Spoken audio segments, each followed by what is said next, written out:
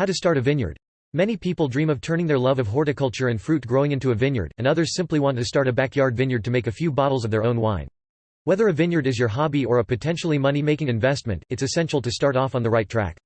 Prepare your land, family, and pocketbook, choose the best grapes, and start growing. It may sound simple, but there's a lot more to it than many first-time grape growers know. Preparing for successful grape growth. Learn about the process of growing grapes. The first step is to do your research, and know exactly what you're getting into. For the first several years of vine growth, you may see minimal or no fruit production, and during this time, the vines are vulnerable to a number of pests, fungi and diseases. Growing healthy grapes is a huge time investment. Visit or contact a local vineyard, and ask to spend time working the vineyard with them. This on-the-job training is one of the best ways to learn the ins and outs of successful grape growing specific to the area you want to grow in. 1.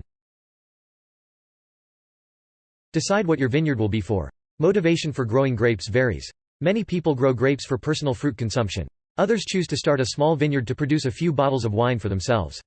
You may want to produce grapes that will be sold to a local wine producer, or you may want to grow grapes to make your own wine for sale.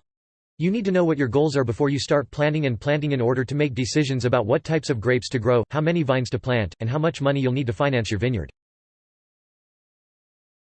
Study your local climate. You should be sure that grapes grow successfully in the area where you plan to start your vineyard. Get started by learning as much as you can about average temperatures, number of growing days in the season, frost and freeze days, and precipitation rainfall.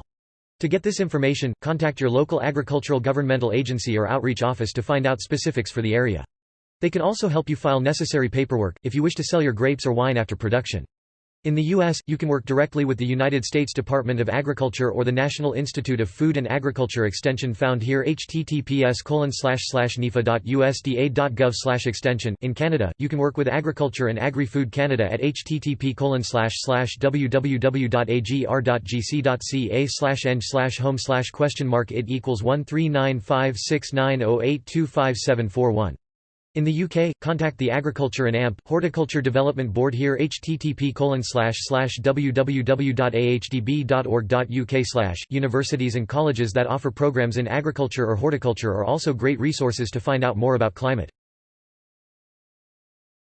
Select a grape variety. As a rule, all grapes do well in areas with warm summers, mild winters, no late freezes, and few chances for spring frost.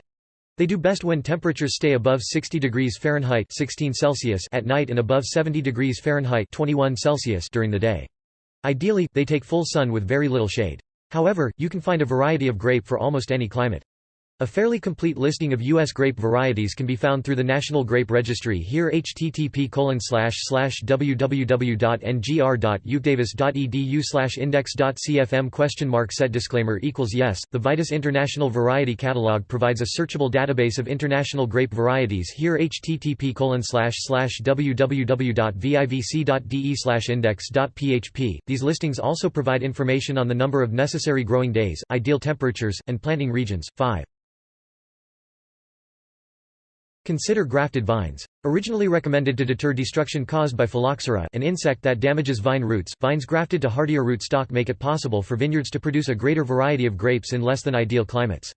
You can ask your nursery, local agricultural exchange, or other vineyard owners nearby for recommendations on whether or not to use grafted vines.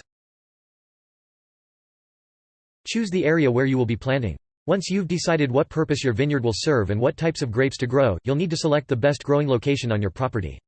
If you haven't purchased property yet, you can incorporate the keys to selection into your property evaluation. Grape plants do well on slopes because they help to properly drain the soil.